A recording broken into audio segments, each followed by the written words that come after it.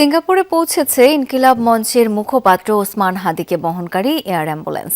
বাংলাদেশ সময় সন্ধ্যা ৫টা ৫০ সিঙ্গাপুরের সেলেতার এয়ারপোর্টে অবতরণ করে এয়ার অ্যাম্বুলেন্সটি। সেখান থেকে তাকে সরাসরি নিয়ে যাওয়া হবে সিঙ্গাপুর জেনারেল হাসপাতালে। সেখানকার অ্যাক্সিডেন্টস ইমার্জেন্সি বিভাগে হবে তার উন্নত চিকিৎসা। এর আগে দুপুর ২টার দিকে তাকে বহনকারী এয়ার অ্যাম্বুলেন্স ঢাকার আকাশ ত্যাগ করে।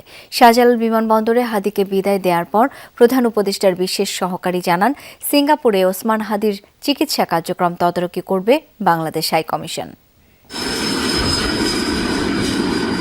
বেলা ২:৫ আগে হযরত শাহজালাল আন্তর্জাতিক বিমানবন্দর ছেড়ে যায় ওসমান হাদিকে বহন করা এয়ার অ্যাম্বুলেন্সটি। হাদির সঙ্গে আছেন তার ভাই আবু বকর সিদ্দিক। এর আগে বেলা ১১টা ২০ দিকে সিঙ্গাপুর থেকে ঢাকায় পৌঁছায় বিশেষ এই air ambulance. Gulf stream G100 সিরিজের এই এয়ার অ্যাম্বুলেন্সটিতে রয়েছে মেডিকেল সাপোর্টের সব সুযোগ সুবিধা।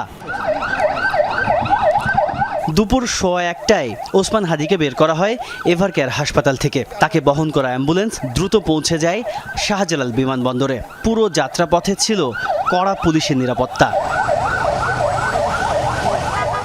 ইনকিলাব মঞ্চের আহ্বায়ক হাদিকে বিদায় দিতে বিমানবন্দরে যান স্বাস্থ্য উপদেষ্টা নূরজাহান বেগম, প্রধান উপদেষ্টার বিশেষ সহকারী ডাক্তার সাইদুর রহমান সহ বিমান বাহিনী ও বিমানবন্দরের ঊর্ধ্বতন কর্মকর্তারা। তারা জানান, সিঙ্গাপুরে হাদিকে দেখভাল করবেন সেদেশে নিয়োজিত বাংলাদেশের high commissioner Ferdousi Shahriar. Singapore general হসপিটালের সকল টিমের যারা আছেন তাদের সবার সঙ্গেই কিছুক্ষণ আগে তাদের টেলিকনফারেন্সিং হয়েছে। তারা নিশ্চিত করেছেন, এয়ার অ্যাম্বুলেন্স টিমের সঙ্গে টেলিকনফারেন্স করা হয়েছে, তারা নিশ্চিত করেছেন এবং এখন আমরা আশাবাদী যে তাকে অন্তত পক্ষে আমরা সিঙ্গাপুর জেনারেল হাসপাতালে, আপনারা জানেন এই অঞ্চলের মধ্যে নিউরোসার্জারিতে সবচেয়ে ভালো সেন্টার, এখন আমরা শুধুমাত্র হাদির জন্য দোয়া চাইব। গেল শুক্রবার নির্বাচনী প্রচারণায় যাওয়ার পথে সন্ত্রাসী হামলার শিকার হন ঢাকা ৮ আসনের সম্ভাব্য প্রার্থী শরীফ ওসমান হাদি।